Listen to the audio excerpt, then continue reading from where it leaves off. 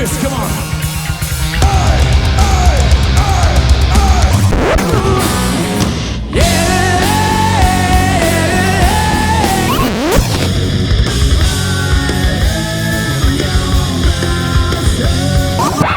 You know, we had a dream that we said that we would build a show in a waste transfer station, in a waste management yard.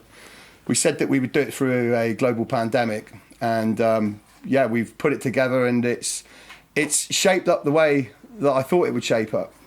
I ain't got no crystal ball, but when I looked at the site, and during lockdown, we were recording, we were building out there as well. We extended the yard out, concreted the yard, and the whole time I was telling my guys, we're building this, we're putting the permanent infrastructure in for a show all year round.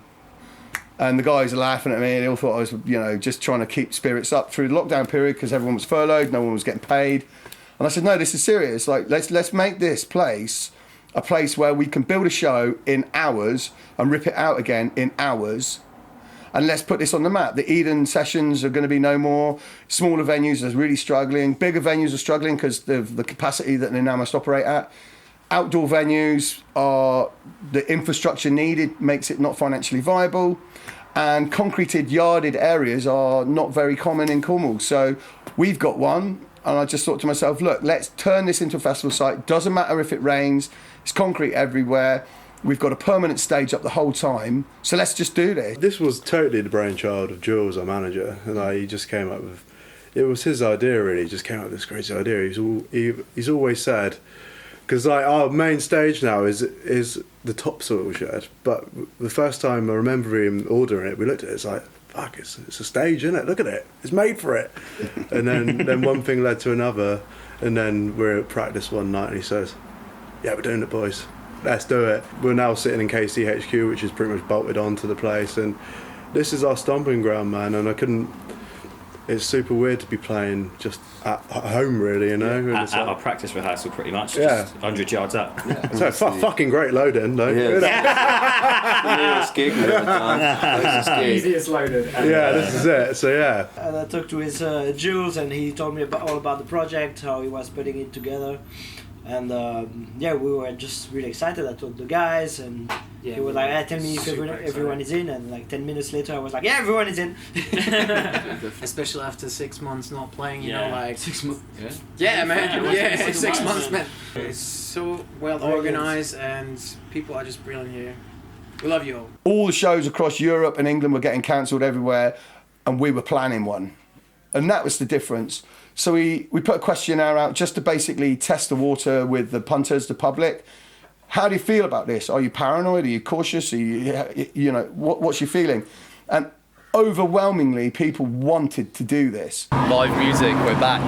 Been looking forward to it for about a month now, so. Yeah, we're so lucky. Miss live music so much. The people are craving it, and most importantly for us, we're craving it. We just need to get back out on that stage and show everyone what we're about. We got so much new material, and we're just desperate to get it out there, and we're thinking, why not? Let's just make the show. You know, no shows are happening, let's make it happen. Clearly all the professions in the game as well have got absolutely nothing to do, so it was just one phone call and everybody came. And building it today, you know, it's thrown up in no time at all. Everybody's professional, they know what they're doing, they put it up, it's a flash. Yeah, it's great to be back at a gig, a real life gig at the Yard with King Creature. It's exciting. This is the second gig of the year of 2020. Normally I'd be about 30 gigs in. The industry needs to start again, and in this sort of small way, you know, I've just seen the Sam Fender gig, which was up at the in the Virgin Arena up in Newcastle, and they've had Van Morrison, they've had the Libertines play, they've had a lot of stuff going on, and obviously that was a lot bigger. That was 2,500 capacity, and you know, that's obviously sponsored by Virgin. That's a pretty big deal, you know. I think financially it's very difficult to make money out of doing these events because they're only very small, you know, but it's imperative that the industry gets back going a little bit because all the production companies and everyone's having a real hard time. It's just great to be able to not only for us to be playing music, for people to be listening to, like, you know, watching people live. It's totally different to just watching it, you know, on a recording this sort of thing really helps. It's going to be like the sort of thing that really helps the music industry, I think, this sort of thing. And smaller bands and just bands in general, because we've struggled a lot. A lot of bands have struggled during this time. Yeah. We know all too well because we just made an album, and that's bled us dry, I'll be honest. But something like this has really helped. We've sold a few CDs, and that helps like loads. Well, we're lucky here because we've got most of the infrastructure in place because we built it. So like actually setup costs, toilets, some Harris fencing, stage, PA, couple of sound engineers, and we're good. Yeah. And so we can make it financially viable just about on the numbers that we've got. But to be fair, this ain't about financially viable. Like, this show is really for the people. It's for people. It's for all the guys that like putting up stages. It's for all the guys that like putting up fence. It's for all the guys that like going to rock concerts. It's for all the guys that like playing instruments. So this ain't about money. We don't really care about money at this point, and I don't think anyone else fucking does. Like it's 25 quid. And for your 25 quid, you get a t-shirt, you get a wristband, you get a mask, and you get access.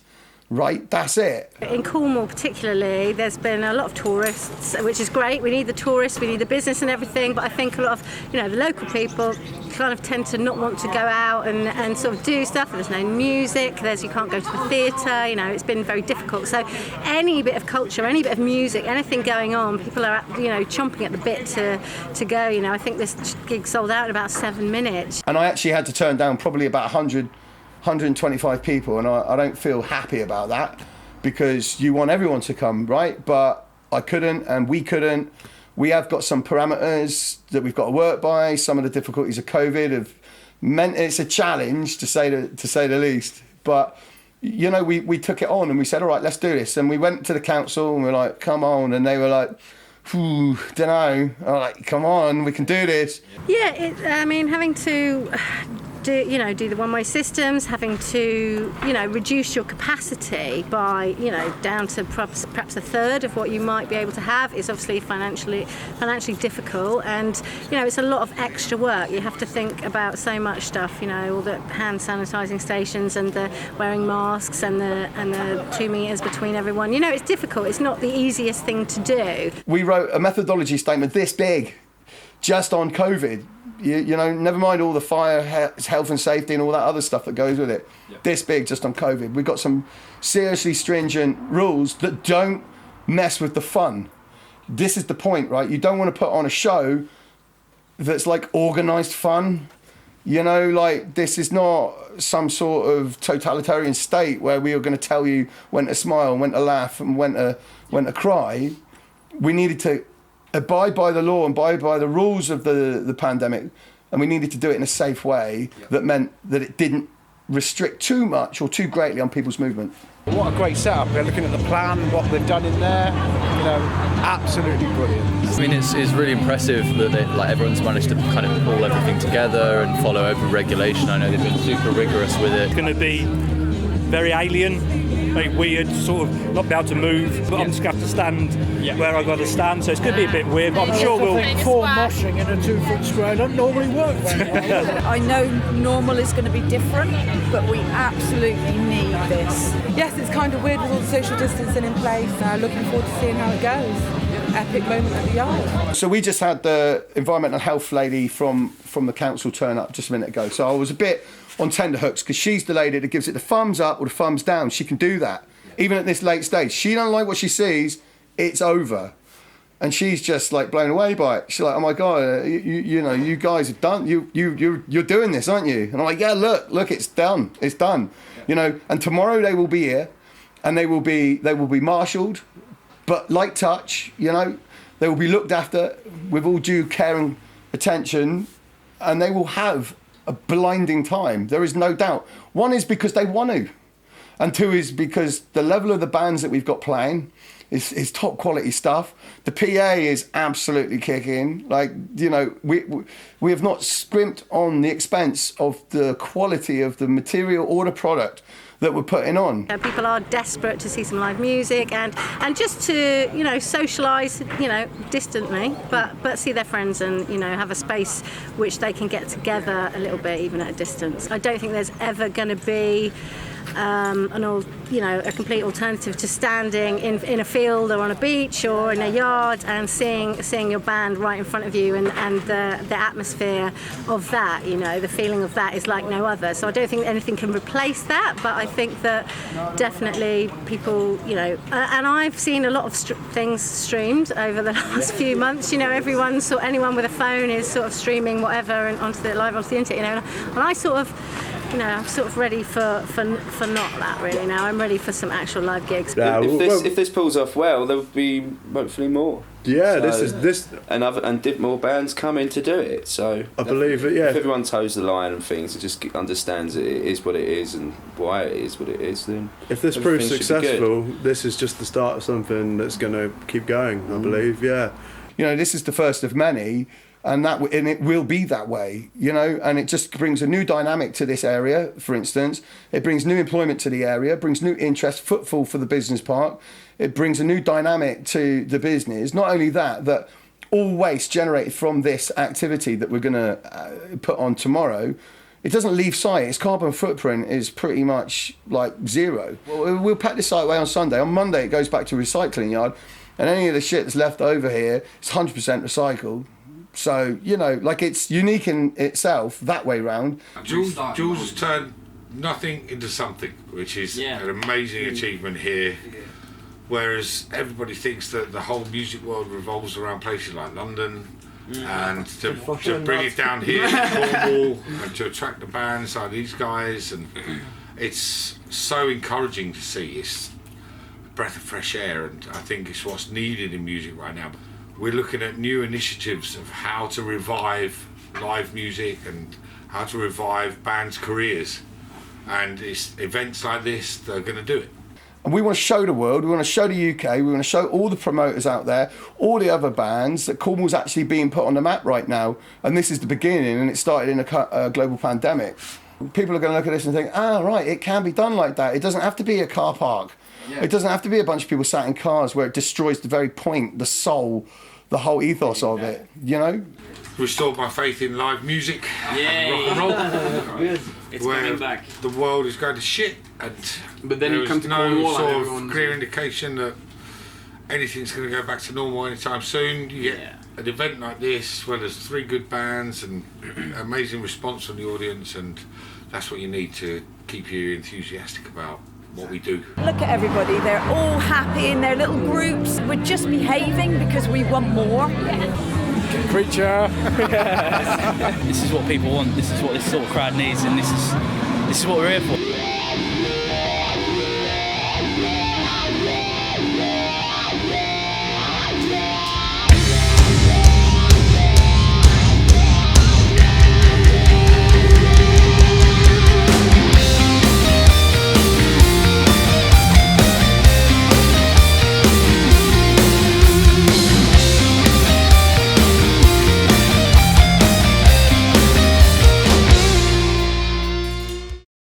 That show was in, where was it? Bideford last year in a small club. We literally got off the back of a really like month and a half long tour, and we've played to crowds of like 2,000 people a night, and then we finished it off in front of 30 people in Bideford last year. It was literally like 2-3 days after the tour, wasn't it? So we were all burnt out, we were all knackered, and we were like, as if we got to put all the gear back in a van and drive 2 hours up the road again.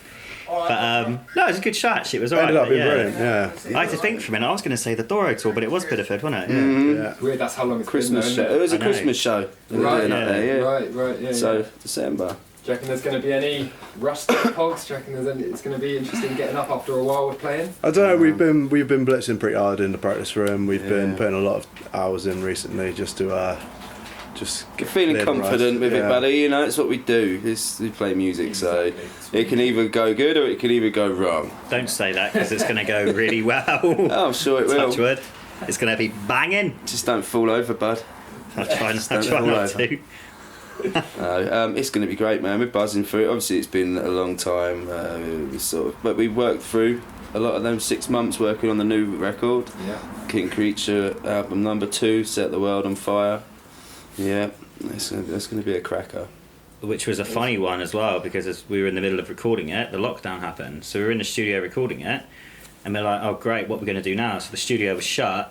So basically, we had to all work and do the rest of it from our bedrooms, pretty much, and work around studio software and stuff that John Cornfielder, who'd done some work on our album, had given us, and send the file, record it ourselves, send the files off to him, and then he'd mix it and edit it and put it all in. So, you had to kind of understand that aspect of it as well as trying to, being in your room, trying to write all your guitar parts. He had access to log into any of our computers straight away, so you could be working away and then boom, he just appears on the screen doing things and dragging it out. So yeah, it's cool, man. It was an interesting experience. The event and the album it's a whole testament to this whole lockdown. We went and we finished half the album off in our homes, and we're putting on an event, which has not been done before.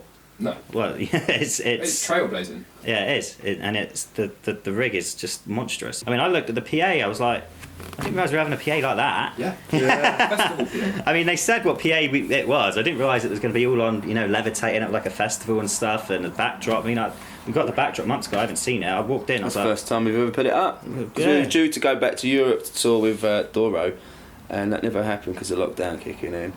And we thought we needed a backdrop. Yeah, we'd never seen it. Yeah, so seems to be gathering dust. Yeah, absolutely. It's Yeah, going up, man. It's almost like this whole event is just an excuse to use that banner. Yeah, pretty much. That's what we were excited for. We were like, I can't wait to see the banner, because when we were touring with Doro last year, she had a massive banner, man, and we had this little tiny post stamp like backdrop, and we put ours on top, and it looks stupid. It just looked stupid, and we were like, man, when we do that, because they invited us back, so like when we do it, we're going to do it again properly. But of course, all this COVID, we couldn't do it. So now we've finally seen it. It looks pretty cool. Yeah, the lighting guys love us, don't they? Yeah, absolutely. The band Efferfield, great young lads. Like, this is almost a bit daunting playing after them because they're so good and they're so young. So it's crazy how good they are for their age. Yeah. I mean, they were amazing when they were like 14, 15, and I think now they're just, I think now they're 18, 19 or something, and I mean, everything about that band, they're just going to grow and grow and keep getting better and better. They're really on the road to something special. I didn't think it was going to be so hot. The sun came out just before we were about to play, so this big of a turnout as well, considering everything that's going on. Perfect. I was saying earlier on, you guys have got like such a developed sound. Like, it really sounds like it's been really well thought out and meshed together, kind of thing. Like, how do you guys feel you sort of gel as a band? Well, me and Zach are brothers, and that helps in that regard. But I think we also have just a lot of like the same sort of musical tastes as well, and the fact that we practice so often and we practice for so long as well, it kind of helps us to gel the band together. And in terms of like our sort of sound, that's just come because of like how long me and Zach have been writing for. We've been writing for such a long time that like our sound has just kind of developed over the course of like how many years? Six. Well, not in, yeah. I guess however long you've been brothers. Pretty much. We've been brothers for a long time, I think. Yeah. Some songs were written before we even like got introduced to prog almost. Yeah. So a lot more sound like a bit more Alice in Chainsy, and then as soon as we started getting into like bands like Opeth and Porcupine Tree, we sort of went down that sort of route and wanted to sound more like that almost. Yeah. Yeah. Where can people find your album if they want to find it online? The album's not out yet. It's not out yet. When we say we made an album, we've recorded everything, but it's not finalised yet. We've like it will be out at some point, possibly in the new year. Yeah, we toured with a band called Dax and Roxanne. Those guys are crazy, man. They're funny though, good guys. Those guys are mental. They're all over the place, kicking everything over, going, getting on top of rails and climbing pure them. rock and roll. I mean, it's pure rock and roll. Like, you're thinking you've got that energy before you, and you've got to come out and, you've got to, it's going to be good. We're going to be pumped. We're going to be like, right, come on, boys, let's do this. Yeah. So we are Cats and Roxanne. It's not called Cats. Oh, it's Roxanne. Oh yeah, there you go. Yeah, Roxanne. She doesn't play anything. Yeah. Where are you guys from? Switzerland. Switzerland. Land of cheese. Well, actually, he's born in. I'm born in Southport, Liverpool. And he's born in Taiwan. Yeah, I was made in Taiwan as well, apparently, but that's a secret. Yeah, but we're all Swiss. We come from the same neighbourhood in Switzerland. Yeah, we all moved to London, and now we're in the same neighbourhood in London. Yeah, we all live together. We used to hang out as kids as well back in Montreux, where Smoke on the Water, I mean, Montreux Jazz Festival. Montreux Jazz Festival, and there was a lot of music happening there, and unfortunately during the rest of the year nothing much was happening, so that's why we moved back to the UK to play shows, rock shows, you know. So how do you know the King Creature guys? We went on tour together last year. Yeah. No, what was the first show with these guys? It was it last year? Yeah, last year. Last October. With Diver as well. Yeah. Yeah, that's right. Yeah, that was. No, that's not true. The first show with these guys was in the fucking in Scotland. Wildfire Festival. Yeah, that's true. Actually. Yeah. They had the RV, fucking bus. and we're like, what is this bus? Yeah. Like we really like, we were like, those guys are dudes, you know. Like we could see that they just got up like totally hangover. It's like, oh, okay. It's like we know those guys are dudes, you know. We were at like 2 in the afternoon and they got out of the RV like wasted. Oh yeah, because they played the night before. Yeah. Before us, They were not feeling so well, yeah. But yeah, we met them and they're absolutely brilliant. We loved them, down to earth guys. And very happy to be playing with those guys again. We can you gotta be in the frame now. I mean, we'd love to have you 3/4 of the way there. You can answer the questions with us. Cats and Roxanne and Ben Ward from Orange Goblin. There's a lot of Vias as well, man. I'll squeeze it. there we go. We got fine fella. Alright, so we've got a 5th member of the band now. He's going to be playing tambourine. Yeah, just perfect. It went smoothly. And it just makes you think that it can work. You see the people's faces when you Yeah. on stage, and that satisfaction that you get from the response from the crowd is what makes it all worthwhile. Yeah, definitely. That's why we all do it. That's why we all started bands in the first place. We wanted to make music that we wanted to hear, and we wanted to see people have that satisfaction of hearing live music. This exchange, you know. And it's like, great that these guys come all the way they did from, originally from Switzerland, but today from London to come and play a show for these people is admirable. And totally hats worth off it. to you guys. Cornwall is always a blast, you know. We always had a good time. We will be back. 100%. You see everybody in those squares today was loving it. They're enthusiastic because they love to see live music back. And as I say, we did these shows in Switzerland a few weeks ago, and it was just being on stage, and when we sound checking, just hearing the fucking kick drum, feeling it, and the guitar and the bass, just sort of sound checking, it's just like, oh, I've missed this so much. I've missed this fucking feeling of making a fucking noise. And everyone did, man. Like, absolutely everyone. And I think that the energy tonight was absolutely great because everyone was missing so much live music. Even just being in the van yesterday, going on the road, I was like, I missed that. I missed the shitty food on the road, man. It was just, no, I do actually. We have a show in October in Reading, a social distance show inside. So really, instead of 250 people, it's like 50 people. So it's really, stripped down. But at least something is happening. They're trying to make it work somehow. So yeah, we got a lot of the festivals that we had booked for this summer got moved to next year. So kind of hoping that things will be, eased out by that time. After today, it's quite positive because we're pretty nervous of knowing what's going to be like playing in front of a crowd that are social distancing. You don't really know how it's going to be. But actually today gave us a bit of faith that it's actually turns out really good, and it was a really good night. So afternoon. Well, after tonight, we know that sort of we have a plan B for now. But a good one. But That's going to be playing from home in our living room acoustic show was alright to do it once or twice, but we all need to get back into that environment where the crowd is up close, like sweaty, you were saying, it's where the fucking sweat's dripping off the walls and the ceiling. That's what we live for. That's what it's all about.